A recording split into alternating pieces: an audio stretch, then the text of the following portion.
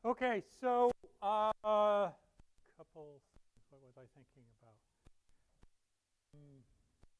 I got an email last night about one of the homework problems, and it is incorrect. The solution from the text is incorrect. We have updated it. We have sent a note to the publisher to update it. So I can't fix that, but everyone who is doing that problem received 10 on 10. So for now, we can deal with that way. And then, because there's no way for me to identify people who are putting in the correct answer and getting no marks, and it's kind of annoying if you do the problem and the solution comes out correctly online and it's wrong. So tomorrow, fortunately, I'll be talking a little bit about that, so I'll use that as an example. I want to talk about differential relations for fluid flow, and the reason why I want to talk about it is that we're leaving Chapter 3 entirely now, and we have in Chapter 3 spent a lot of time looking at integral approaches. And integral approaches are interesting because what they do is they give you a gross sense of what's happening.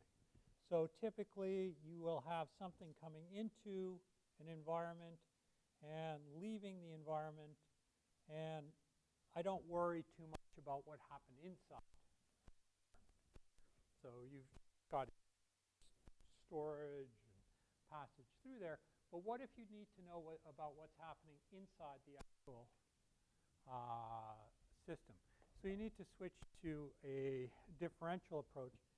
And in those cases, what you're doing is you can sort of describe the same system, but then break it down into smaller components, and by point to point, actually describe what's happening in there.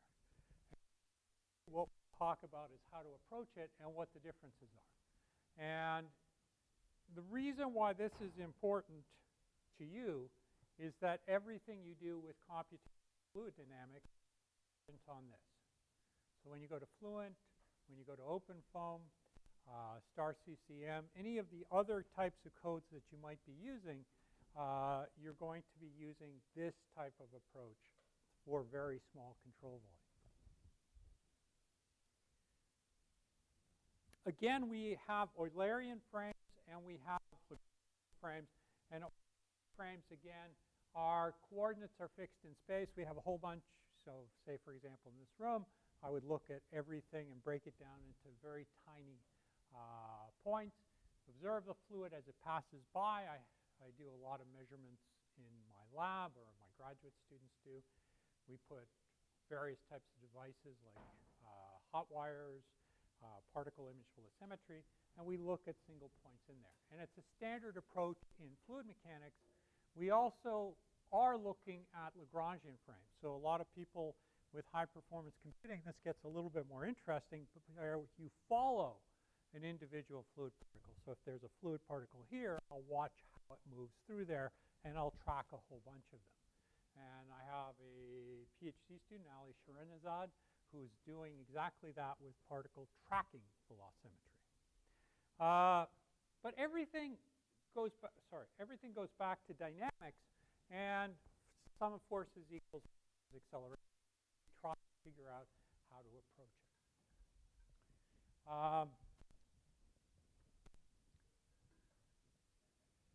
Acceleration, we have a whole bunch of different ways of referring to this derivative, but this is the material total or total derivative, and it's indicated by that capital D. So capital D, V is a vector in this, and in the next line where I should have fixed this, U is its vector.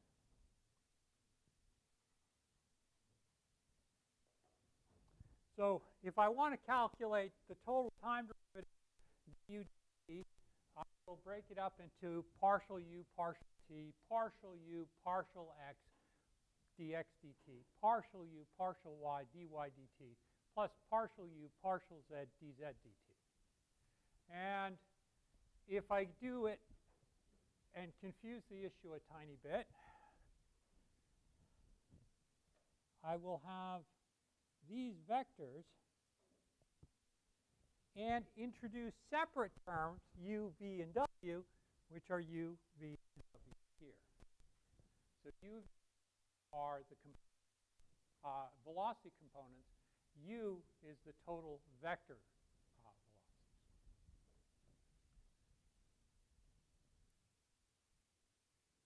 So you end up with an expression that's going to be the local acceleration, dv dt, which is what you're used to, and the convective acceleration, which is u del u del x,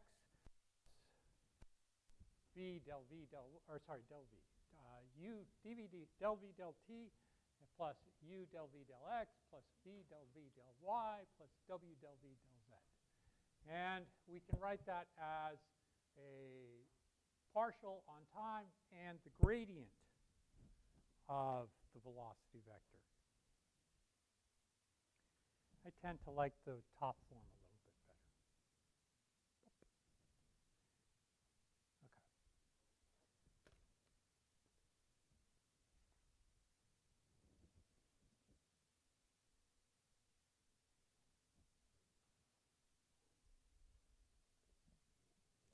So if I have an Eulerian vector, velocity vector, and it's given in this form, so I have v equal to 3ti xzj plus ty squared k, I'm asked to find the total acceleration of the particle.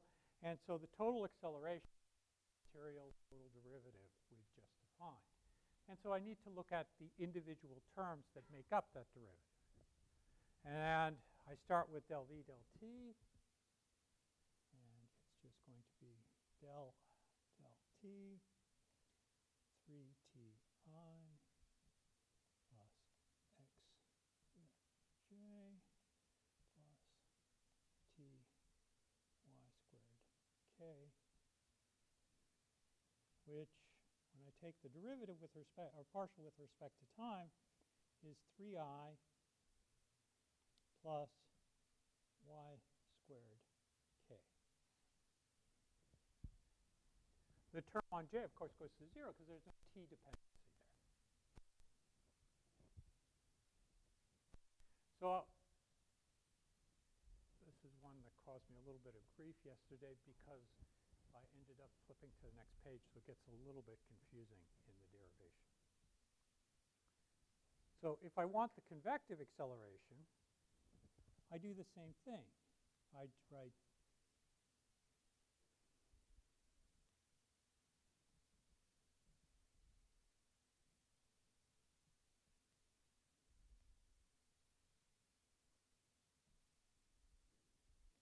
write each of the component parts, and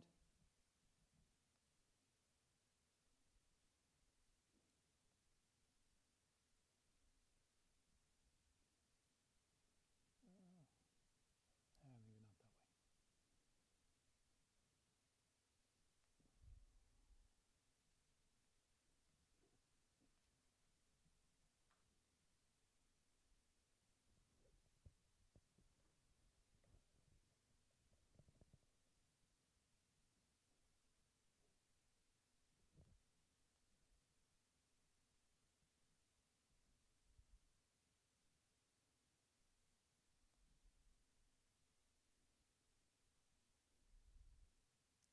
I'm just going to write these out. I'll explain them in a second.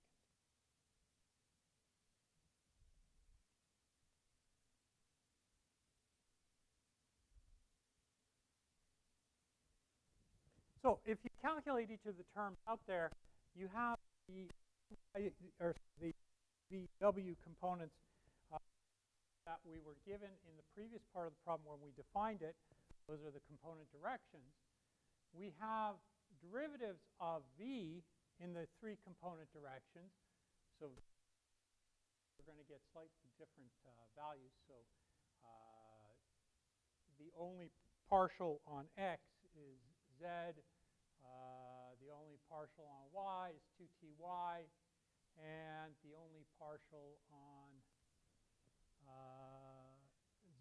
z is x So we have all of that together, and we end up with acceleration is equal to 3t plus y squared k plus 3tz j plus 2t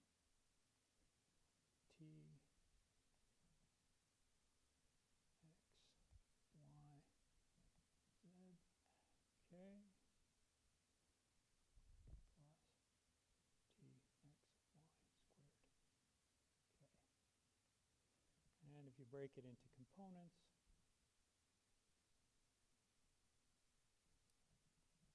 that's not a t.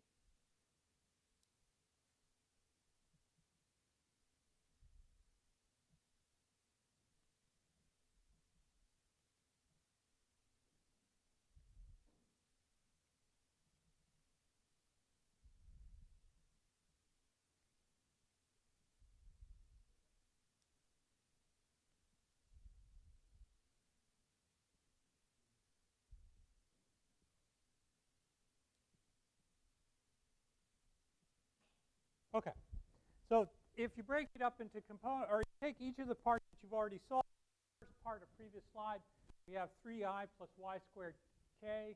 We have, from this slide, the three component parts, 3tz, 2tx, yz, there we go, txy squared, k.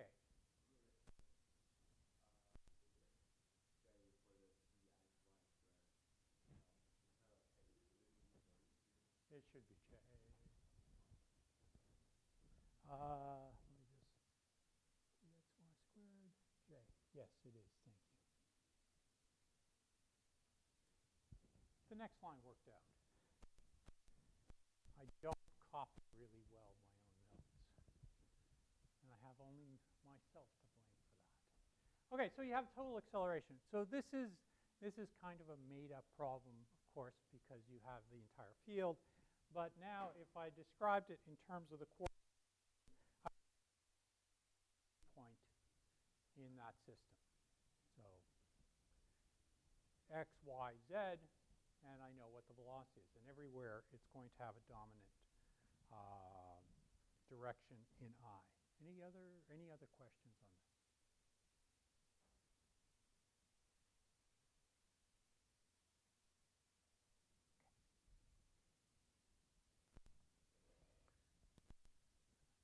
Solving for the differential equation, the same sort of thing we went through with integration, but now we're going to look at it for, again, a small control volume. These control volumes are not, they're virtual.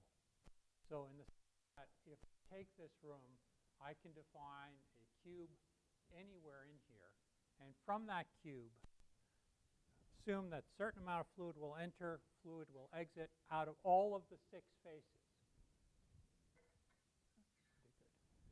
So on the left-hand side, I'm assuming fluid is coming in, rho u, rho times u, it doesn't quite look like that, times the cross-sectional area of the cube. So that face is going to have a dimension of dy dz. So that's the material that's entering.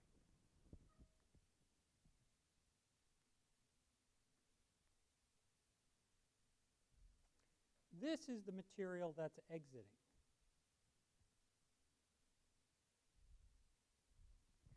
So same amount of material entering plus just a rho or del rho u del x dx. And if you subtract the two, the difference is just rate of change with respect to x in the volume. And the volume dx, dy, dz. Now, I can do that with all of the control faces, control surfaces. And if I do that, I will end up with rho v del y, dy, dx, dz, rho v del x del z. And then finally, rho W, del rho W, del Z, dz, dx, dy, rho W, dx, dy. And out of that, I get the exact same equation. This is a storage term. This is a convection term. So that's my acceleration. And if you recall question 2, assignment 5, that's what you're looking at. That's the integral that you were solving. Del rho del t dx, dy, dz. Now, all of that, 0. Material in equals material out, and the rate of change has to sort of equal to 0.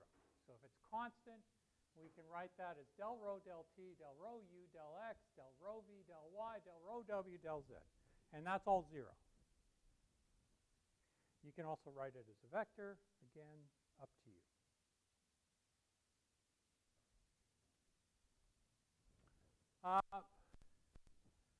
So compressibility and the term, I would say the rate of change of rho is 0.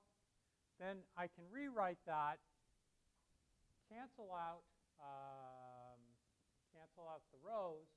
I'll end up with the same equation. No del rho del t, of course, because del is 0.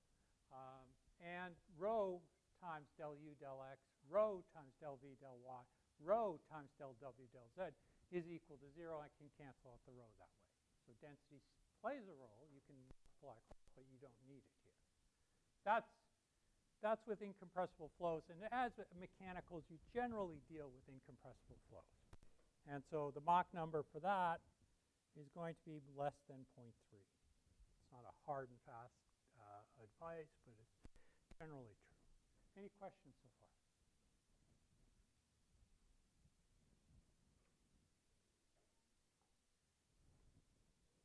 So we can look at the forces acting on a fluid element. And here we have, we're not yet, we're just looking at how to apply Newton's second law. But the ones we want to look at here are body forces, and they are associated with weight. So directly with respect to the weight of the fluid in the volume. We generally don't worry about it too much. Colleagues in engineering work deal with much greater heights of water. Surface forces act on the face of the element due to pressure and viscous stresses. So you see in this diagram the viscous stresses are you talked about in chapter 2, and in a really simplistic way, you can say that tau equals mel du dy, and that's true for all directions. So I can define sigma x del y or dy z, and then sigma x plus a small incremental change times dy dz. Do the same thing, and I'm going to get a rate of change across there that's just the last term on the right-hand side. So entering, exiting, and all of the rest of the terms come in here, and they're stresses that act to shear on the surface of the volume.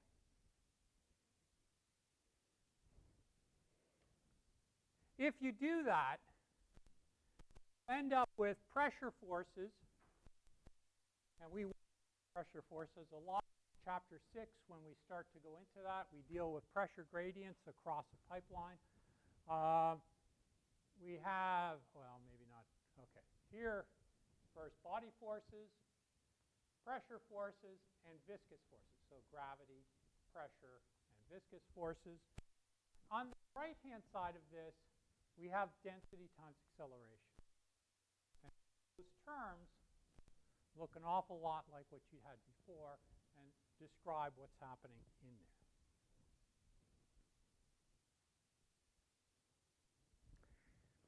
In certain cases, and we don't do this here, we should, I'd love to be able to fit it in, but there's a lot, of course. Potential flows, especially with aerodynamic flows, you can neglect viscosity. And so you can look at flow foil and neglect the region right near the airfoil, but away from it, you can sort of describe in terms of Euler's equation. And the difference with Euler's equation is it's only body forces, pressure forces, and that convective acceleration term. So convective acceleration term is a bit annoying, but getting rid of viscosity helps a lot. So these solutions tend to be straightforward-ish. Integrating Euler's equation along a streamline, you get the Bernoulli equation. And with the Bernoulli equation, you can do all sorts of things, but it's interesting just from the point of view that there we go. When we got rid of viscosity, it pops out, and it kind of tells you something about how you calculate Bernoulli. This is valid for flows where viscous effects are negligible. I'll actually have a small flow visualization to show you in a minute, but high Reynolds numbers flows away from things. More interesting for you as a mechanical is looking at flows with the Navier-Stokes equation. So we can assume we have Newtonian fluids for a lot of what we do, constant density and viscosity, and viscosity is only related to the strain rates on the fluid. So in that case, I have all of the components here for the acceleration, and on this side I have the body force, which again, usually it goes to 0. Pressure gradient, this is only in the x direction. X. I think these are, that's fine. It's okay. And then partials on each of the strain terms, or stress terms.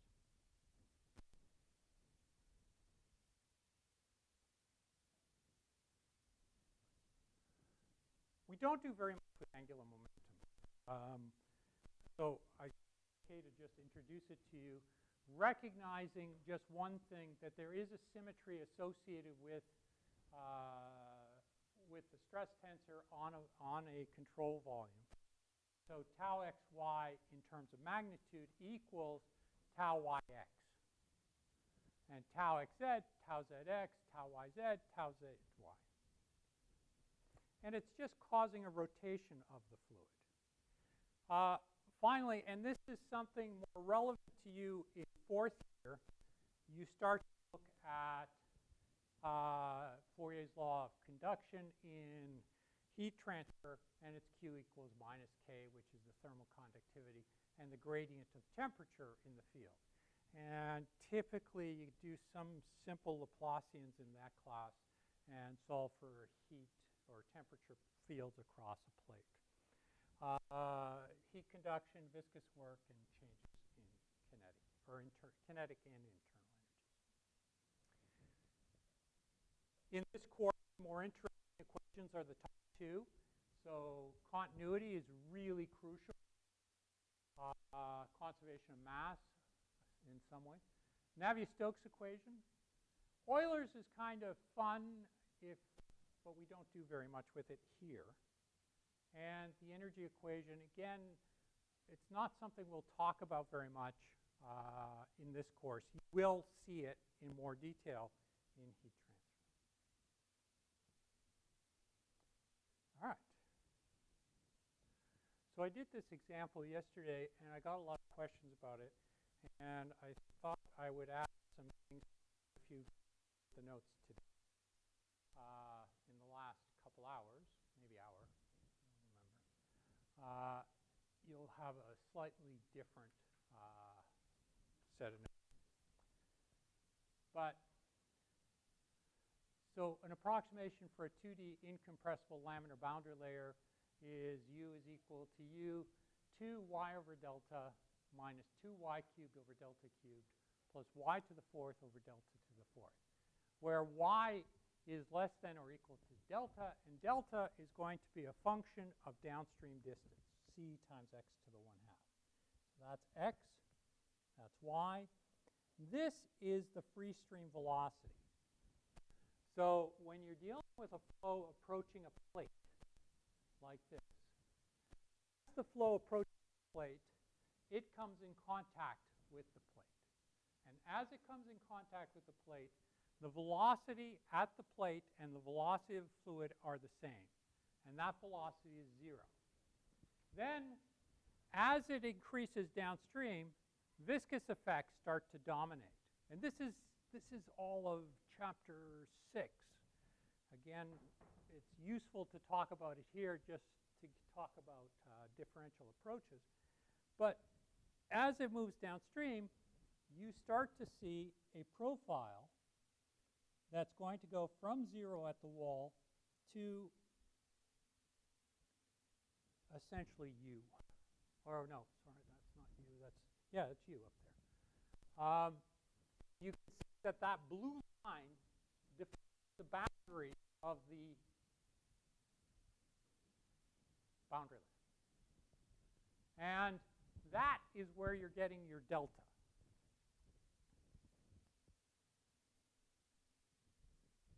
Any questions so far? That's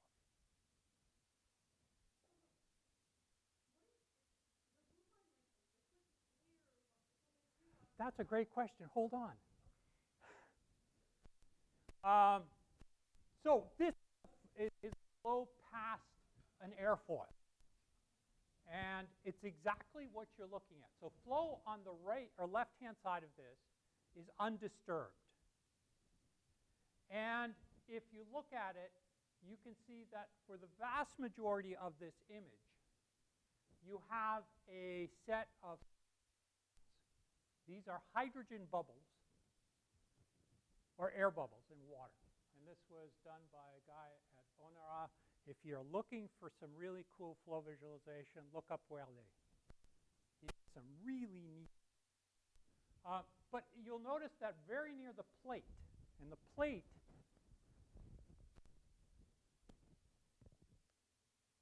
is right here,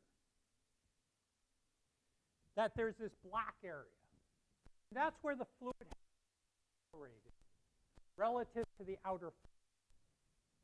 So my blue line is defined as the edge of the black going into the gray.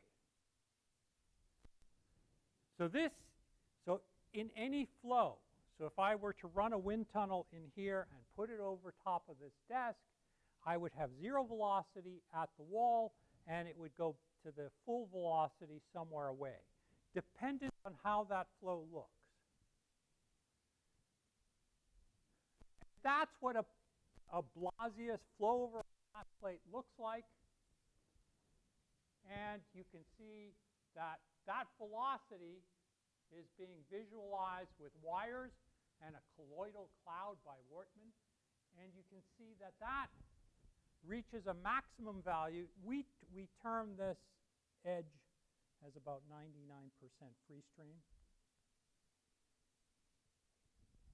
U infinity. And that edge, blue line, is being defined. Now, I did look a lot for a really nice video, and I did find a nice video. It's a group in Australia, and I forget how long it takes them to do this. Hello. Okay, let me see if I can get full screen.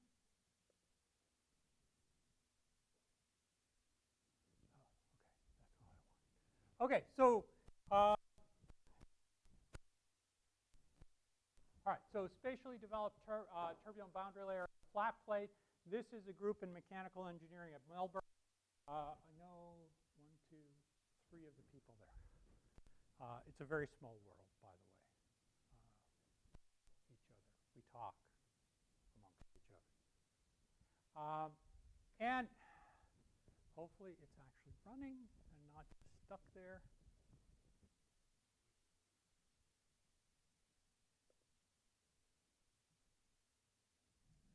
So what they did, this is a really, a lot of these experiments take a long time to prepare. This particular experiment, I imagine, to together do all of the visualization that these people have done, these authors have done, has taken essentially a PhD time frame, which is about 4 years.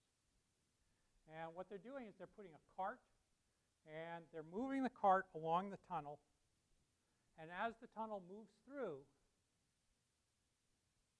they're capturing images of the flow next to. Now, the difference between what I was looking at before is that the plate is moving and the surrounding is stable. So it goes from whatever velocity they have. Don't worry about the Reynolds number. It's just helpful to look at.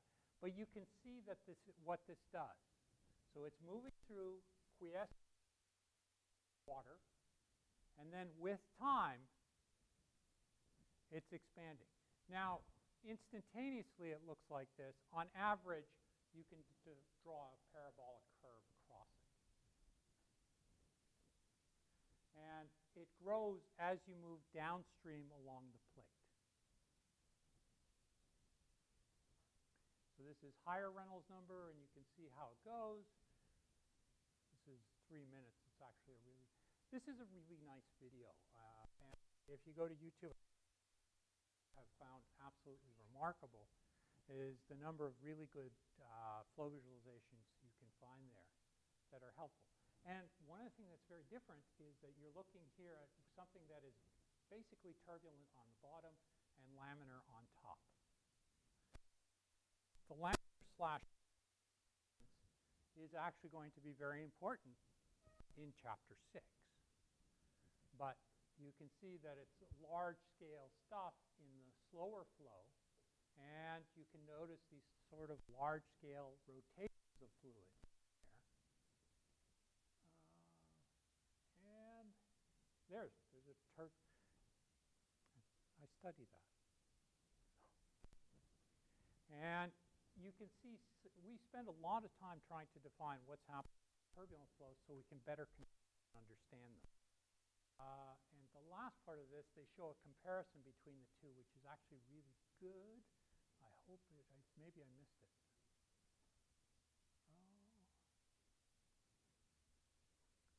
Yep, okay.